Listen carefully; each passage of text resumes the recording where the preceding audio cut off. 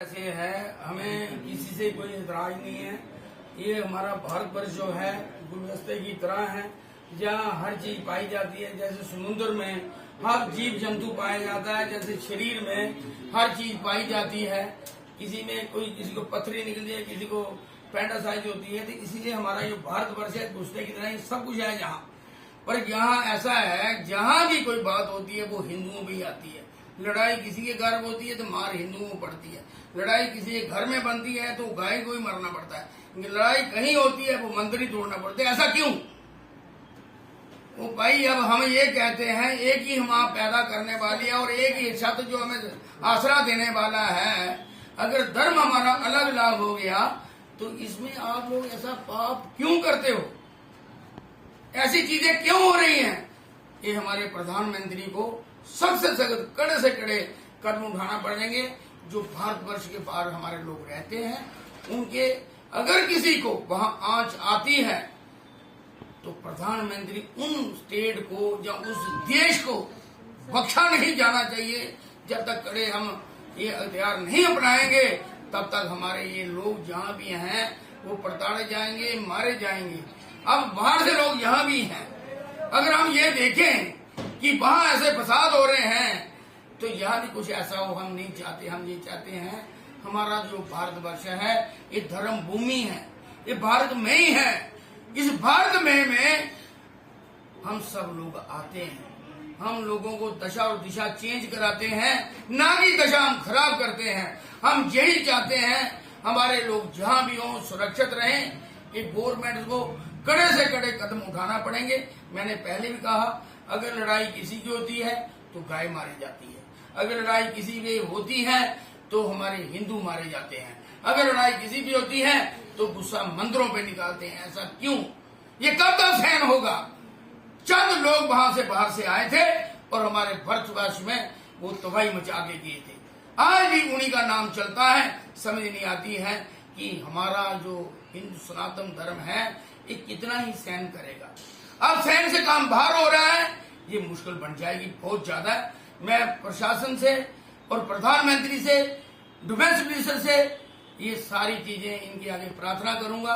इन लोगों पे कड़ी से कड़ी कार्रवाई की जाए। जो लड़ाई झगड़ा करें तो उनके देखिए, आप घरों के घर लूट लिए, मालों के माल लूट लिए, मंदिर तोड़ दिए गए। आप लोग क्यों पाप कर रहे हो भैया? आपको पता है जैसा कर्म करोगे वैसा फल भोगना पड़ेगा। जुबानी में अगर कोई अच्छा काम करता है तो बुढ़ापे में उसे रक्षा होती है। अगर जुबानी में ही हमारा काम करेंगे तो बुढ़ापे में हमारा क्या होगा? इसलिए यही देख लो, आगे तो बहुत कुछ देखना है। मेरा यही सबके आगे प्रार्थना है, हम यहाँ शांति बात बनाए रखें। और जो बाहर हो रहा है वो हमारी सरकारें, जो ऊपर प्रधानमंत्री जी बैठे हैं, जितने भी विश्व में बैठे हैं, अगर किसी की बात होती है तो वो दूर दूर से चिल्लाते हैं। अब इनके लिए क्यों नहीं हिंदुओं के लिए चिल्ला रहे? क्यों मर गए हैं ये? क्यों चुप करके बैठ गए हैं?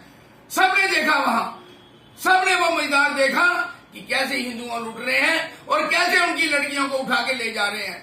तब सब कैसे चुप करके बैठे हैं? यह पार्टियों वाले कहाँ हैं? क्यों चुप करके मुंह बंद करके बैठे हैं ये लोग? तब इनको क्यों याद नहीं आती है कि क्या वो हमारे नहीं है?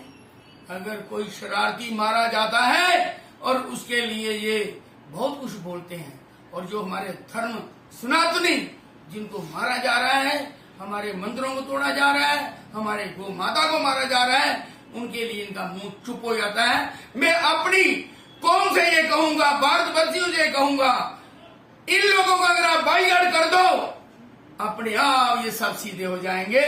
इन लोगों का एक ही काम है, इन लोगों को बाईकाट कर दो। जितनी भी पार्टियां हैं, जो कोई ऐसी बात होती है उसके लिए जोरदार बोलते हैं, जब हिंदुओं पे बात आती है, मंदिरों पे बात आती है, गौ पे बात आती है, तब इनका मुंह में ताला लग जाता है। कैसा है? पर इन लोगों को हमारा कोई शर्म नहीं आती। जो हमारी बात नहीं करते, जो उग्रवादियों की बात करते हैं, उनके यहाँ साथ दोगे। कहते हैं, देखिए महाभारत का मैं एक उदाहरण दूंगा। पांडु 5 थे, 5 रहे क्योंकि धर्म के साथ रहे। जो अधर्म के साथ रहे, करोड़ा चौदह सब खत्म हो गए, एक नहीं बचा। ये उदाहरण है। तो इसलिए भाइयों, मैं सबके आगे ही प्रार्थना करूंगा, अगर रात का बोला वापस सुबह आ जाए तो उसको रात का बोला कभी नहीं बोला जाएगा, उसको यही कहेंगे हम घर वापसी हो गई है। तो इसीलिए मैं गवर्नमेंट के आगे ये प्रार्थना करूंगा, जहां भी हमारे सनातनी हैं उनकी रक्षा सुरक्षा का जुम्मा आपके सिर में है। अगर आप भारतवर्ष को खुश देखना चाहते हो तो हम सब की रक्षा और सुरक्षा के लिए हम खड़े हो जाएं। जय हिंद, जय भारत।